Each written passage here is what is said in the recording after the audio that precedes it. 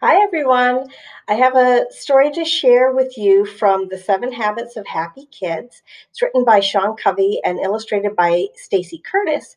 And the permission to read this story is from Simon Schuster.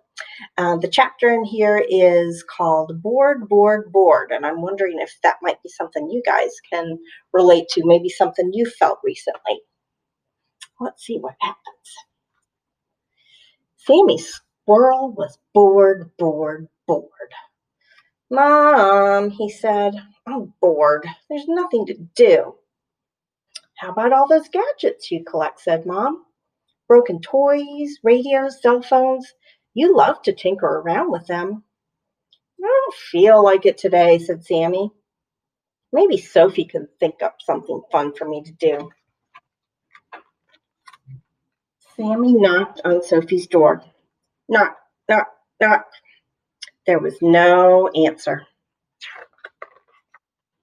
Sophie's gone to the library, said Mom. She's returning all those books she checked out last week, and she'll probably bring 100 more back to read. At least she's not bored, said Sammy. Well, you don't have to be bored either, said Mom. Why don't you see if Pokey can play? So off Sammy went to Pokey's house. Pokey was lying in his hammock. Hiya, Pokey. What you doing? What does it look like? Said Pokey. I'm lying in my hammock. I'm bored, said Sammy. Can you think of something fun for me to do? Sure, said Pokey. Try lying in my hammock. Ugh, said Sammy. That sounds even more boring. I don't think it is, said Pokey. But if you do, why don't you go see what Lily's doing? So off Sammy went to Lily's house. Lily was in her playroom painting a picture. Hi, Lily, said Sammy. I'm bored. Can you think of something for me to do? You bet, said Lily. You can help me paint Dottie Doll. And then we can make frames out of red paper, or maybe you could paint my tail. Ugh, said Sammy. I don't feel like painting. Can't you think of something else that's fun to do? Nope, said Lily. I like painting. Why don't you see what Goob's up to? So off Sammy went to Goob's house. Goob had his magnifying glass and was looking at something in the grass. Hey, Goob, said Sammy. What you doing? Ants, said Goob. I'm looking at ants. Goob pulled Sammy down next to him. He shoved the magnifying glass into his paws. Lean down and you'll see hundreds of them. They're so cool. Sammy looked through the glass. Yikes, he said.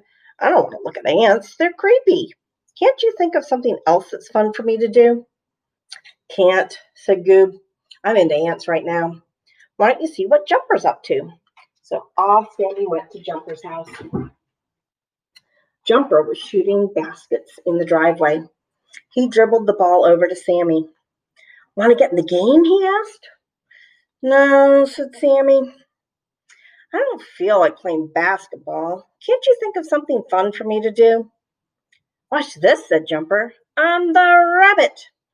He jumped up and stuffed the ball into the basket. A slam dunk. Sammy sighed. Nobody seemed to have any fun ideas. Maybe he could play with Tagalong Alley. So off he went to her house. Allie's granny was painting the front porch. Hi, Granny, said Sammy. Where's Tagalong Alley? Oh, she's in bed with a sore throat, said Granny. Bummer, said Sammy. He paused. I'm bored. Do you want to play? Allie's granny laughed. Can't, Sammy Squirrel. I'm busy. No one will help me have fun, complained Sammy. I'm so bored. Well, isn't that your fault? Said Allie's granny. You're in charge of having fun, not somebody else. What do you mean? Asked Sammy. I mean, you can make your own fun. You don't need others to make it happen. Just look around and think about it. You'll find something fun to do. Sammy looked around. He saw clouds, he saw trees, he saw 3 garbage cans lined up against the house. One had an old radio on top with wires sticking out in all directions. Suddenly, Sammy's brain lit up like a flashlight. "Do you want that old radio anymore?" he asked Allie's granny.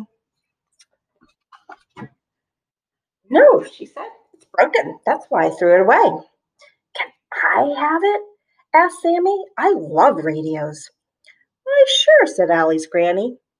So Sammy picked up the radio, carried it home, and set it down on the floor of his room. Then he got started. It took him a few hours to get the radio to work again, but by lunchtime it was fixed.